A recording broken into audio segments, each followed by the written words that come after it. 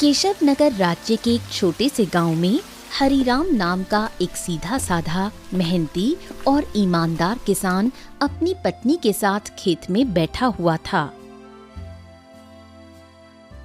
देखना, हमारी फसल इस साल बहुत अच्छी होगी। हाँ, क्योंकि मेरी मेहनत के साथ साथ मेरे खेत की जमीन पर तुम्हारी मेहनत का पसीना भी शामिल है अर्चना। हाँ। नहीं, सारे गांव में केवल तुम ही मेहनती और ईमानदार हो। तुम्हारे पास जमीन तो कम है, लेकिन तुम्हारा दिल बहुत बड़ा है। कुछ देर बाद दोनों पति पत्नी घर चले गए।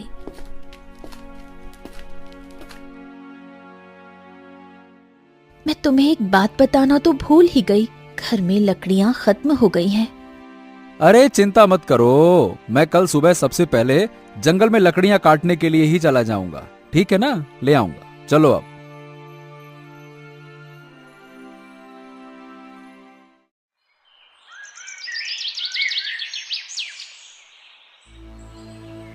अगली सुबह हरिराम लकड़ियां काटने के लिए जंगल चला गया।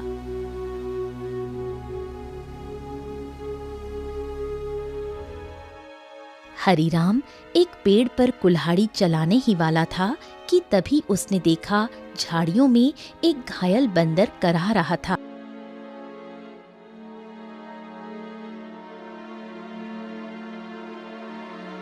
हे भगवान, बाप रे, इस बंदर को तो लगता है किसी ने बुरी तरह से घायल कर दिया है। जरूर किसी जंगली जानवर ने इसके ऊपर हमला किया होगा। बताओ भला, बेचारे का हाथ खून से भरा हुआ है। ओहो हो। हरिराम बंदर के पास बैठा था।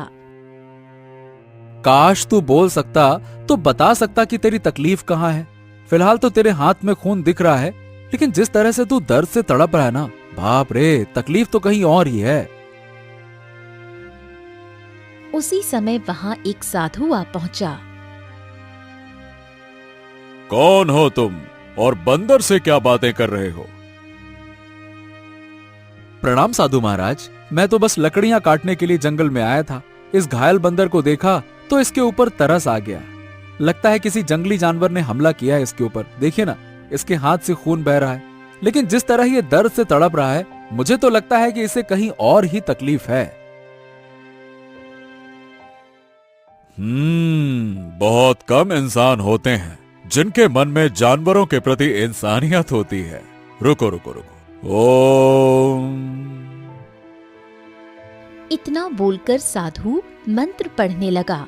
अचानक रंग बिरंगी किरणों से बंदर का जख्म सही हो गया। हाँ, अब ये बंदर तुम्हें बता सकता है कि इसकी तकलीफ कहाँ है। इतना बोलकर साधु वहां से चला गया। बंदर उठकर खड़ा हो गया। मेरे कंधे में बहुत दर्द हो रहा था। हाँ, अब अच्छा लग रहा है। एक शेर ने मुझ पर हमला किया। मैं बचने के लिए दूसरे पेड़ में कूदा। शेर का पंजा मेरे हाथ में लगा और मेरा हाथ घायल हो गया। मैं पेड़ ही नहीं पकड़ पाया और मैं जैसे ही नीचे गिरा, बाप रे बाप, मेरे कंधे में बहुत चोट लग गई थी। अरे, तुम तो बिल्कुल मनुष्य की आवाज में बात कर रहे हो। ये कैसे संभव हुआ? जब साधु ने मंत्र पढ़ा ना, तब मुझे ऐसा लगा कि मेरे अंदर बात करने की शक्ति आ गई है। मैंने बोला और मेरी आवाज तुम तक पहुंच गई। लगता है ये चमत्कार साधु बाबा ने किया है। हाँ।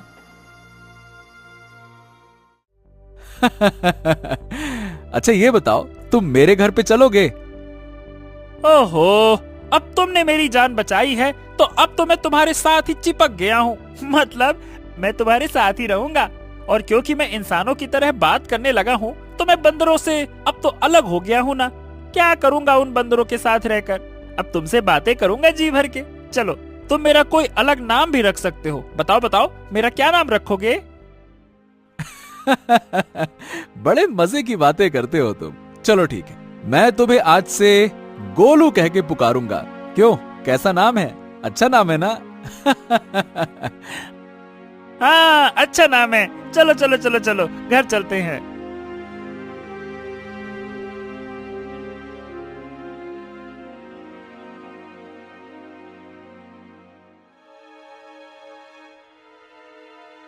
अरे, ये जंगल से तुम बंदर को क्यों पकड़ लाए? हरीराम पूरी घटना अर्चना को बताने लगा। क्या क्या वास्तव में बंदर बात कर सकता है? अरे तुम स्वयं पूछ लो। क्या नाम है तुम्हारा? मेरा नाम गोलू है। हरीराम ने मेरी जान बचाई है और अब मैं उसका साथी हूँ। साथी क्या, अब तो मैं तुम्हारे परिवार का हिस्सा हूँ। अर्चना आश्चर्य में पड़ गई। समय बीतने लगा। गोलू की मौजूदगी घर में नई जान ले आई थी। धीरे धीरे गोलू अर्चना के काम में हाथ बटाने लगा। गोलू अब हरीराम का सच्चा साथी बन चुका था। एक दिन गोलू हरीराम से बोला, हरीराम, अब मैं भी तुम्हारे साथ खेत में चलूंगा। क्या करूंगा घर में बैठे बैठे, मुझे भी चलना है। अरे गोलू, खेत का काम आसान नहीं होता, बहुत मेहनत लगती है। क्या करोगे तुम वहाँ पे? अरे क्या करूंगा क्या, मैं भी तुम्हारे साथ मेहनत करूंगा। और क्या मुझे कम मेहनती समझा है क्या? बस डर ये है कि गांव वालों ने तुम्हें बोलते हुए देख लिया ना, तो वो न जाने क्या समझेंगे। अरे पर जब मैंने तुमसे पहली बार बात की थी तो क्या तुम डरे थे क्या, बताओ? देखो गोलू, मैं दुनिया को जानता हूँ। हर कोई मेरे जैसा नहीं होता है जो तुम्हें समझ सके। ओहो, मुझे दुनिया से क्या है लेना देना, मुझे तो तुम्हारे संग है रहना। मेरा मतलब ये है कि मुझे बस तुमसे मतलब है, क्योंकि मैं तुम्हारा साथी हूँ। हरीराम मुस्कुराया और अगले दिन गोलू को साथ लेकर खेत चला गया। कुछ ही दिनों में गोलू ने खेती की हर बात सीख ली। अब वो हरीराम का सच्चा मददगार बन गया था।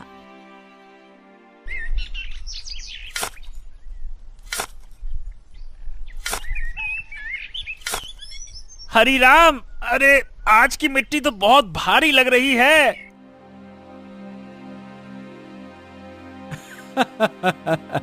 गोलू, अब तो तू पक्का किसान बन गया है। मिट्टी का भी फर्क समझने लगा है। गोलू की बात अब गांव में फैलने लगी थी और ये बात आखिरकार पहुंची जमींदार चौधरी के कानों तक। क्या हरीराम के घर एक बंदर है जो इंसानों की तरह बोलता है? हाँ जमींदार साहब, मैं खुद देख चुका हूँ। अरे मैंने तो उसे बोलते हुए सुना भी है। पहली बार तो मैं डर गया था। अरे भैया, तो फिर उस बंदर को लेकर तमाशा करना चाहिए, उससे तो बड़ी अच्छी कमाई होगी। ये बात आपने बिल्कुल पते की कही जमींदार साहब। जमींदार की हंसी कुछ देर चली, फिर वो गंभीर हो गया। इस हरीराम की जमीन पर मेरी नजर बहुत समय से है। बाकी सब तो मेरे कर्जदार बन चुके हैं, पर ये ससुरा हरीराम ये कभी झुका ही नहीं। उसकी जमीन बहुत उपजाऊ है जमींदार, बंजर में भी फसल उग जाती है। अरे इसमें मिट्टी का कोई खेल नहीं है भीमा। उसकी किस्मत और सितारे बुलंद है, पर जिस दिन वो सितारे गिरेंगे ना, उसी दिन ये खेत मेरा होगा और हरीराम मेरे कदमों में होगा, देख लेना तुम।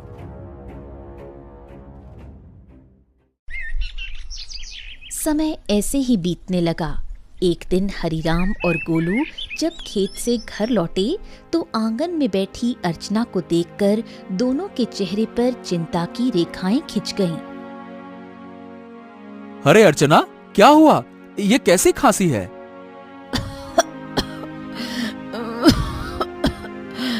कुछ दिनों से खांसी हो रही है, अब तो दिन ब दिन और भी बढ़ती जा रही है। हरीराम, इसे नजरअंदाज मत करो, किसी अच्छे वैद्य को तुरंत बुलाना चाहिए। हरीराम ने देर न करते हुए गांव के एक अनुभवी वैद्य को बुला लिया। वैद्य ने अर्चना को ध्यान से देखा। हरीराम, देखो, इन्हें एक विचित्र बीमारी हो गई है। अगर समय पर इलाज न मिला तो ये जानलेवा हो सकती है। हाँ, नहीं नहीं नहीं नहीं वैद्य जी, आप तो इलाज शुरू कीजिए, मैं कोई कसर नहीं छोड़ूंगा।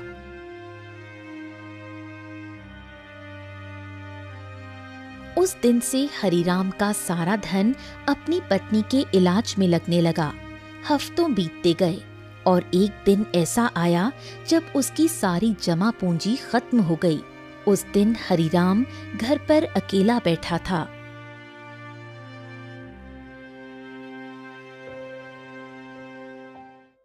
ऐसे उदास मत बैठिए, मैं अपने आप ठीक हो जाऊंगी।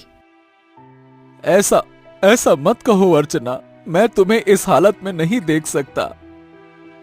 तो अब क्या करोगे? जो कुछ था सब तो मेरे इलाज में लगा दिया। अब तो बीज खरीदने तक के पैसे नहीं बचे। हरिराम सिर झुकाए बैठा था। तभी गोलू तेजी से दौड़ता हुआ आया। हरिराम, हिम्मत मत हारो। तुम्हारे 2 भाई इस गांव में रहते हैं और तुमसे ज्यादा धनी भी हैं। उनसे मदद क्यों नहीं मांगते हो, हैं? हरिराम को ये बात ठीक लगी। उसी शाम वो गोलू को साथ लेकर अपने बड़े भाई केशव के घर गया। ओहो हरि राम, क्यों भाई, आज हमारे घर का रास्ता कैसे भूल गए हैं? भैया, अर्चना की बीमारी के बारे में तो अब गांव में सब जानते हैं। मैंने जो कुछ कमाया सब इलाज में लग गया। अब कुछ धन की जरूरत है भैया। तुम तो जानते हो मेरी फसल इस बार खराब हुई है। अब खुद मुझे उधारी लेना पड़ रहा है तो मैं तुम्हें कहां से दूं? हरिराम कुछ नहीं बोला, सिर झुकाकर बाहर निकल आया। अरे वो झूठ बोल रहा था हरिराम, मैंने उसके चेहरे को देखा है, वो देना ही नहीं चाहता था। हाँ जानता हूँ रे गोलू, पर चलो एक और भाई है, उनसे मिलते हैं, चलो।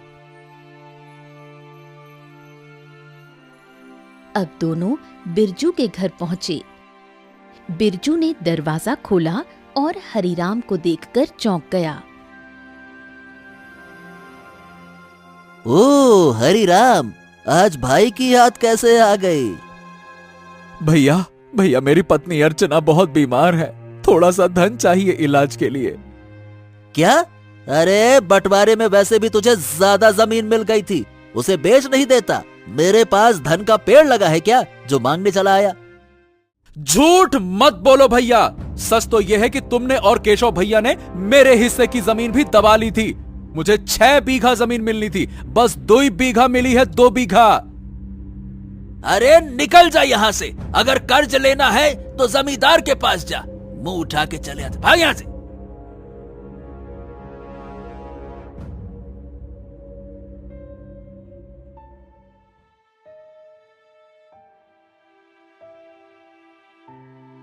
कैसे भाई हैं तुम्हारे हरिराम, एक भी मदद को तैयार ही नहीं है। हाँ, इस दुनिया में इंसान ऐसे ही होते हैं, मतलबी, अपना पराया कुछ नहीं देखते। तो अब क्या करोगे? क्या जमींदार के पास जाओगे? हाँ, मजबूरी है गोलू, मैं नहीं जाना चाहता था, इसीलिए तुम्हारे कहने पे भाइयों के पास गया। अब तुम ही बताओ, मेरे पास और क्या रास्ता बचा है, बताओ।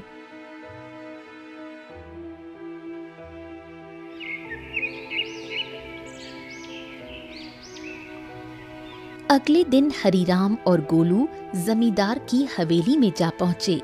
उम्मीद उसे कम थी, मगर अपनी पत्नी की खातिर उसने खुद को झुका दिया था। मैं जानता था हरिराम, एक न एक दिन तू चलकर मेरी हवेली में जरूर आएगा भैया। आपने बिल्कुल सही कहा था मालिक, जब तक इसकी किस्मत चमक रही थी तब तक बहुत अकड़ में चलता था। अब देखो कैसा मुरझाया मुरझाया सा खड़ा है। ए जमींदार, तुम्हें किसी की हालत का मजाक उड़ाने का हक नहीं है। लोग तुम्हारा सम्मान करते हैं, तुम्हें भी दूसरों का सम्मान करना चाहिए, समझे? ए बंदरवा, बकवास बंद कर। तू इंसानों की तरह बोलता है, इसका मतलब ये नहीं है कि तू इंसान बन गया है, समझा? हाँ भैया हरिराम, बताओ बताओ क्यों आए हो? क्या बताएं, आपको तो सब पता है, मेरी पत्नी बीमार है, सारा धन इलाज में चला गया, कुछ धन की आवश्यकता है। अच्छा, धन चाहिए तो भैया मेरी शर्तें सुन लो। ब्याज 50% और बदले में कुछ गिरवी रखना होगा। हाँ, मेरे पास कुछ बचा है क्या जो गिरवी रखूं? जो सोने के आभूषण थे वो भी इलाज में बिक चुके हैं। अरे है ना, क्यों नहीं है? तेरे पास 2 बीघा जमीन है, भैया उसे गिरवी रखो। वक्त पर कर्ज चुकाएगा तो जमीन तेरी वरना मेरी, सीधा हिसाब। बोलो भैया। हरीराम सोच में पड़ गया। उसे अपनी पत्नी का जीवन बचाना था, मगर कीमत बहुत बड़ी थी। अरे ये तो सरासर अन्याय है। तुम किसी की मजबूरी का फायदा उठा रहे हो। ऐसे तो हरीराम कभी कर्ज ही नहीं चुका पाएगा। ए हरीराम, पहले तो तू इस अपने पालतू बोलने वाले बंदर को ले जा यहाँ से, नहीं तो मेरा मन बदल गया तो हो गया तेरा काम। जब से आया है पटर पटर पटर पटर। चुप कर। हरीराम चलो मेरे साथ, ये कर्ज मत लो, चलो। गोलू, मेरे पास अब और कोई चारा नहीं है। अरे तुम बस चलो तो, मैं तुम्हारी मदद करूंगा ना। हाँ चलो मेरे साथ। हरीराम गोलू के साथ चला गया। हवेली के भीतर जमींदार और भीमा गुस्से से खौल रहे थे। ए मालिक, हरीराम तो हाथ से निकल गया।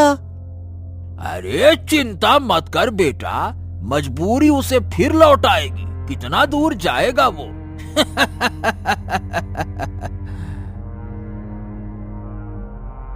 हरीराम गोलू के साथ घर पर आ पहुंचा और गोलू तुरंत वहां से चला गया। शाम तक गोलू लौटकर नहीं आया। हरीराम और अर्चना की चिंता बढ़ने लगी। गोलू अब तक क्यों नहीं आया? कहीं जमींदार ने उसे कुछ कर तो नहीं दिया? अरे पता नहीं कहां गया। मेरा मन भी बड़ा बेचैन है। रात बीत गई। सुबह सूरज की किरणों के साथ ही गोलू वहां पहुंचा, हाथ में एक चमकती जड़ी बूटी के साथ। अरे गोलू, तू कहां था? हमें लगा कहीं तुझे कुछ हो तो नहीं गया। अरे मैं जंगल गया था उन साधु महाराज को ढूंढने जिनसे मुझे बोलने की शक्ति मिली थी। उन्हें मैंने सारी बात बताई और उन्होंने दया करके ये जड़ी बूटी दी है। उन्होंने कहा है कि इससे से बड़ी बीमारी ठीक हो सकती है। हाँ। गोलू ने वो जड़ी बूटी अर्चना को दे दी। कुछ देर बाद अर्चना की आंखों में चमक लौट आई। मुझे बिल्कुल स्वस्थ महसूस हो रहा है, जैसे मैं कभी बीमार ही नहीं थी। हाँ। अर्चना, तुम्हारी खांसी भी ठीक हो गई। और गोलू, तू तो हमारे लिए देवता बन गया। अगर तू नहीं होता तो मैं जमींदार से कर्ज लेकर अपनी खेती भी खो बैठता।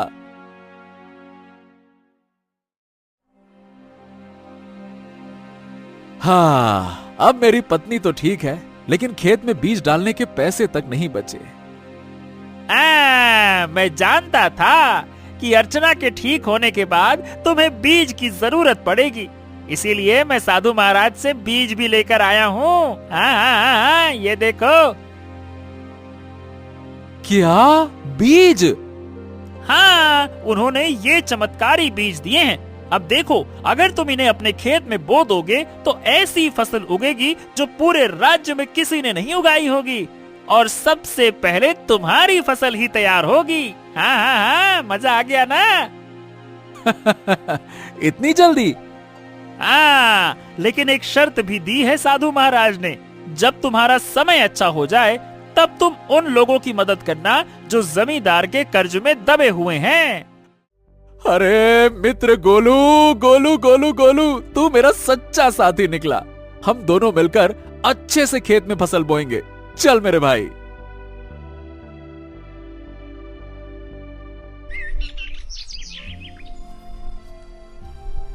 अगले ही दिन हरीराम, गोलू और अर्चना ने मिलकर खेत जोता, बीज बोया और आकाश की ओर देखकर मेहनत का वादा किया। कुछ ही दिनों में हरीराम के खेत में ऐसी फसल लहराई जैसे किसी ने पहले कभी नहीं देखी थी। गांव वाले चकित रह गए।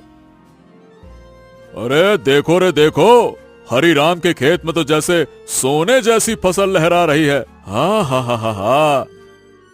हाँ, हमारी फसल तो अभी जामी भी नहीं है और इसकी तो फसल भी तैयार हो गई।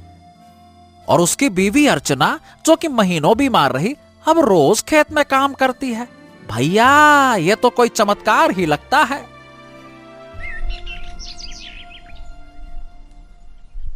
कुछ दिनों बाद हरीराम की किस्मत बदल गई। चमत्कारी फसल ने उसे गांव का सबसे सफल किसान बना दिया। बाजार में उसके नाम की चर्चा फैल गई। हरि राम जपो राम नाम, बन गया तू धनवान। जो सोचा था वो हो गया सच। हाँ, वाकई में सच तो हो गया। लेकिन अब बारी है गोलू वादा निभाने की, उन सब की मदद करने की जो जमींदार के कर्ज में डूबे हैं। हाँ बिल्कुल, चलो आज से ही शुरुआत करते हैं। अपने गांव का बिंदेसर का खेत सबसे पहले छुड़ाते हैं। चलो।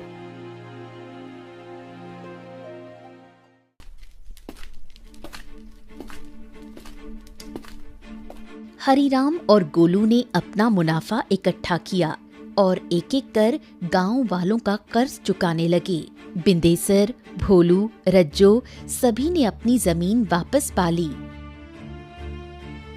हरिराम भैया, आज आपने हमें नया जीवन दे दिया। सही बताओ, बिल्कुल, बहुत बहुत धन्यवाद। गांव में खुशी लौटने लगी, लेकिन जमींदार के चेहरे पर उदासी छा गई। ये सब देखकर जमींदार गुस्से से अपने साथी भीमा से बोला, हाँ, ए भीमा, तू देख रहा है ना कि क्या हो रहा है? हाँ मालिक, हरिराम ने सबके कर्जे चुकाने शुरू कर दिए हैं। अगर यही चलता रहा तो एक दिन तो मेरी जमींदारी ही खत्म हो जाएगी और मेरा दबदबा भी खत्म हो जाएगा। आप तो आदेश दीजिए मालिक की करना क्या है। अब बहुत हो गया भीमा। अगर ये हरिराम ऐसे ही सबकी जमीन छुड़वाता रहा तो मेरा क्या बचेगा? मेरा दबदबा, मेरी हवेली है। अरे मालिक, आप तो बस आदेश कीजिए, कल ही उसका काम तमाम कर दूंगा। सब खेत में काम करते हैं, वही खत्म कर दूंगा। कहिए। खून जमीन पर गिरे ऐसा मारना साले को, ताकि सबके दिल में डर उतर जाए। जा, हरिराम को मिटा दे, जा।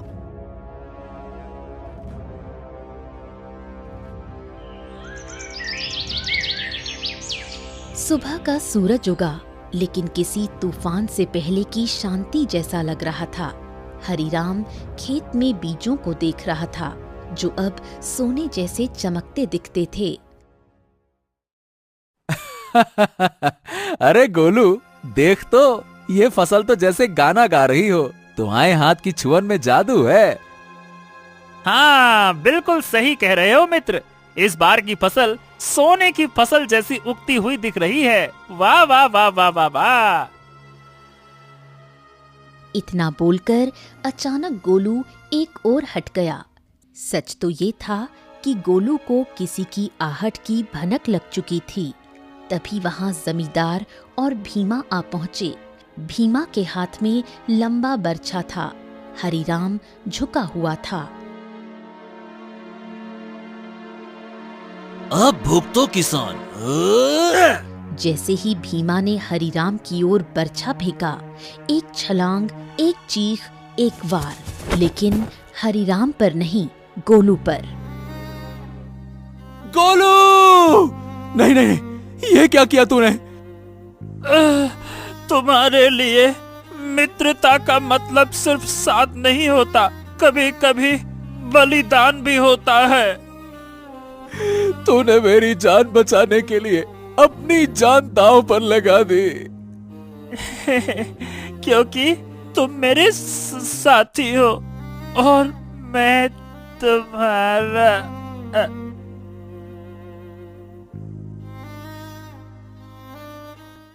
जमींदार और भीमा अविश्वास भरी नजरों से घायल गोलू को देखने लगे। भीमा जमींदार की ओर देखकर बोला, अरे ये क्या जमींदार, इस मूर्ख बंदर ने तो हरिराम के ऊपर लगने वाला वार अपने ऊपर ले लिया।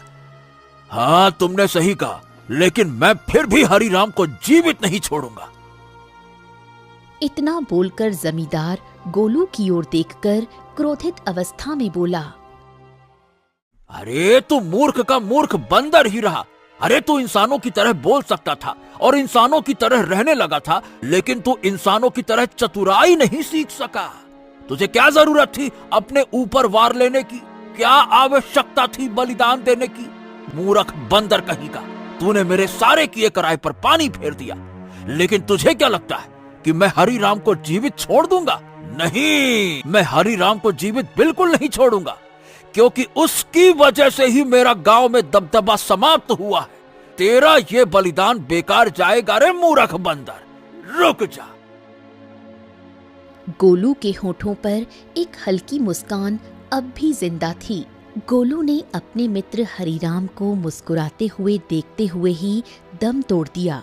तभी वहां वही साधु प्रकट हो गया जिसने गोलू को बोलने की शक्ति दी थी और जिसने गोलू को हरिराम की पत्नी को बीमारी से बचाने के लिए जड़ी बूटी और जादुई बीज दिए थे। साधु क्रोधित अवस्था में जमींदार और भीमा की तरफ देखकर बोला, जिसने निर्दोष की जान ली, उसका पाप अब उससे बदला मांगेगा। जमींदार और भीमा, तुम दोनों ने बहुत बड़ा पाप किया है। तुम्हें इस संसार में खुलेआम रहने का कोई अधिकार नहीं है। तुम दोनों समाज के लिए खतरा हो। रुक जाओ। इतना बोलकर साधु की क्रोधित आंखों से रंग बिरंगी किरणें निकलकर भीमा और जमींदार के शरीर पर पड़ने लगी और अगले ही पल उनके शरीर में आग लग गई। कुछ ही देर में वो दोनों जलकर राख हो गए। गांव वाले इकट्ठा हो गए। साधु हरिराम की ओर देखकर बोला, हाँ, तुम्हारा और गोलू का साथ यहीं तक लिखा था हरिराम। लेकिन साधु महाराज, जमींदार के साथी भीमा ने मेरे ऊपर हमला किया था, लेकिन गोलू ने उसे अपने शरीर पर ले लिया। हाँ, क्योंकि वो तुम्हारा सच्चा साथी था। जाते जाते गोलू ने अपनी मित्रता का कर्ज चुका दिया। अपने साथी को कभी नहीं भूलना हरिराम। इतना कहकर साधु रंग बिरंगी किरणों में वहां से गायब हो गया। गांव वाले नम आंखों से गोलू के बलिदान की सराहना करने लगे। अरे ये कोई साधारण बंदर नहीं था भैया, देवता था, देवता, हरिराम का सच्चा साथी। हाँ भैया, इसने अपनी जान दे दी और हम सबको बचा लिया। बहुत अच्छा बंदर था। कुछ दिनों बाद हरिराम ने नम आंखों से गोलू की याद में उसी खेत में एक